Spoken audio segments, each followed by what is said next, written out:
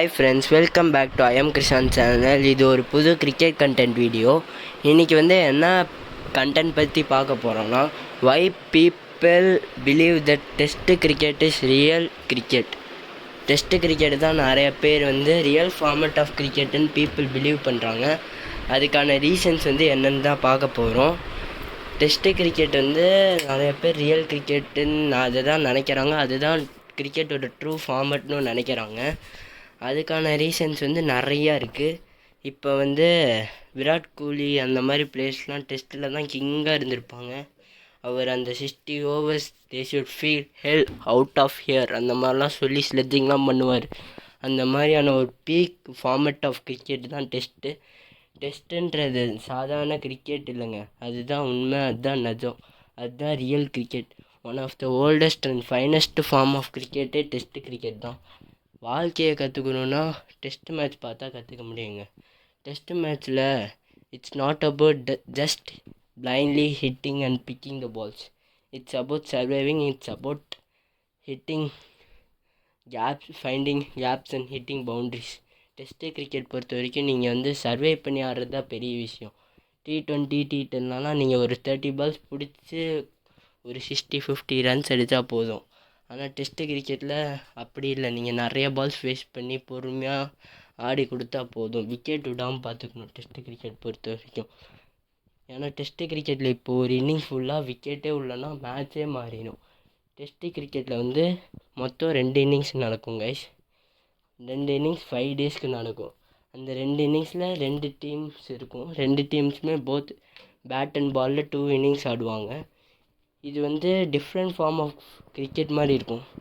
அதாவது இப்போது ஒருத்தர் இப்போ ஆஸ்திரேலியா டீமே வச்சுப்போம்.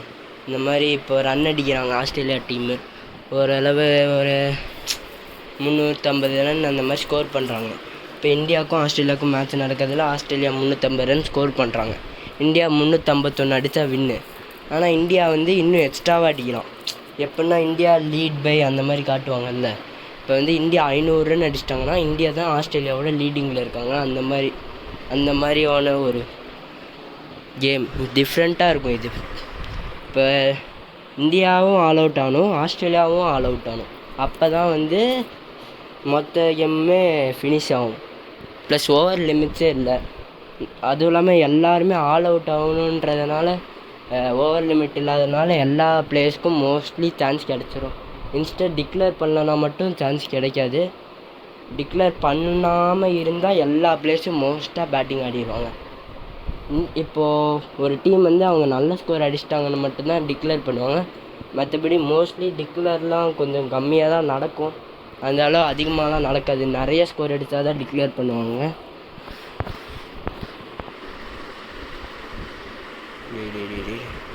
ப்ளஸ் கிரிக்கெட்டில் மேட்ச் கண்டிஷன்ஸ் டிஃபர் ஆகும் கைஸ்.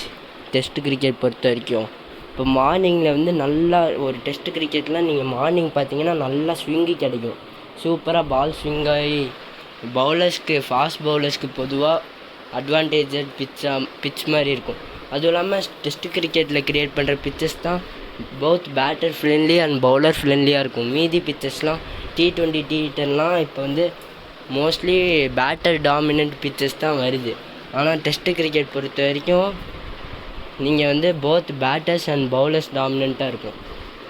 ப்ளஸ் ஆஃப்டர்நூனில் ரொம்ப ஃப்ளாட் பிச்சாக இருக்கும். டெஸ்ட்டு கிரிக்கெட்டில் ஆஃப்டர்நூனில் நீங்கள் ரன் ஸ்கோர் பண்ணணுன்னா ஈஸியாக ஸ்கோர் பண்ணலாம். ஆஃப்டர்நூனில் சூப்பராக ஈஸியாக அடிக்கலாம் ரன்ஸு. அப்புறம் 4th and 5th டேயில் பார்த்தீங்கன்னா ஸ்பின்னு நல்லாவும் பால் டர்ன் ஆகும். இந்த மாதிரி ஸ்பின்னர்ஸ்க்கும் ஃபேவரபுளாக இருக்கும். பேட்டர்ஸ்க்கு ஃப்ளாட் பிச்சு ஆஃப்டர்நூனில் ஃபேவரபுளாக இருக்கும். ப்ளஸ் ஃபாஸ்ட் பவுலர்ஸ்க்கு மார்னிங்கில் ஃபேவரபுளாக இருக்கும். இந்த மாதிரி டெஸ்ட்டு கிரிக்கெட் ஒருத்தருக்கு மட்டும்தான் இது, மீதி யாருக்கும் ஃபேவரபுளாக இருக்காது அந்த மாதிரிலாம் இல்லை. எல்லாத்துக்கும் ஃபேவரபுளான கிரிக்கெட் தான் டெஸ்ட்டு கிரிக்கெட். அதனால தான் இதை ரியல் ஃபார்மேட் ஆஃப் கிரிக்கெட்டுன்னு எல்லோரும் பிலீவ் பண்ணுறாங்க. அதுதான் உண்மையும் கூட. ஏன்னா இதுதான் ரொம்ப பழைய ஃபார்மேட் ஆஃப் கிரிக்கெட். இதுதான் ஃபஸ்ட்டு கிரிக்கெட்டில் ஃபார்மேட்டு டெஸ்ட்டு கிரிக்கெட் தான். T20லாம் இப்போ கொஞ்சம் ஒரு 20-25 வருஷம் தான் ஆகுது. ஆனால் டெஸ்ட்டெல்லாம் அப்போலேருந்தே இருக்குது.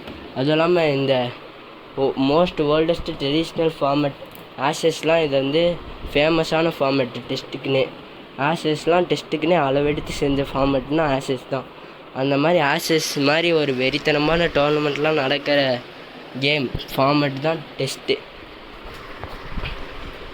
டிராவிடு புஜாரா இந்த மாதிரி பிளேயர்ஸ்னால தான் டெஸ்ட்டெல்லாம் லெஜண்ட்ஸு. இவங்க மட்டும்தான் பாலை டிஃபெண்ட் பண்ணி கரெக்டாக ஆடுவாங்க. இட்ஸ் நாட் அபவுட் ஹிட்டிங்க, சர்வே பண்ணால் போதும் டெஸ்ட்டில். அதுதான் பெரிய விஷயம். ஏன் ரோஹித் சர்மா மாதிரி பிளேயர்ஸ்லாம் கூட பயங்கரமான பிளேயரு. அவர் T20யும் ஓடியையும் கட்டி ஆண்ட ஒரு பிளேயரு. T20க்கும் ஓடிஐக்கும் அவர் ஒரு சிங்கம். அந்த ஃபார்மேட்டுக்குள்ளனா அவர் தான் ராஜா. அந்த மாதிரியான ஒரு பிளேயர். ஆனால் அவரே டெஸ்ட்டில் கொஞ்சம் அந்தளவு நல்ல பேட்டர் இல்லைன்னு சொல்லுவாங்க. அப்படியாப்பட்ட கேமுங்க டெஸ்ட்டு. அப்படி அந்த டெஸ்ட்டு வந்து ஈஸியர் ஃபார்மேட்லாம் இல்லை, டஃப்பான ஃபார்மேட்டு தான். ஓகே கைஸ், அவ்வளோதான் நம்ம வீடியோ. இதெல்லாம் தான் ரீசன்ஸ் ஃபார் டெஸ்ட்டு கிரிக்கெட்டை ரியல் ஃபார்மேட்டுன்னு பீப்புள் கன்சிடர் பண்ணுறது. அடுத்த வீடியோவில் வந்து ஏன் இந்தியன் டெஸ்ட்டு கிரிக்கெட் டீம் வந்து இப்போல்லாம் வீக் ஆகிறாங்க, 2016 அந்த ப்ரைம் விராட் கோலி யாரா அந்த மாதிரி இந்த டெஸ்ட் டீம் ஏன் இப்படி மாறிச்சு அப்படின்றத பற்றி நெக்ஸ்ட் வீடியோவில் பார்ப்போம் கைஸ். ஓகே கைஸ், பாய்.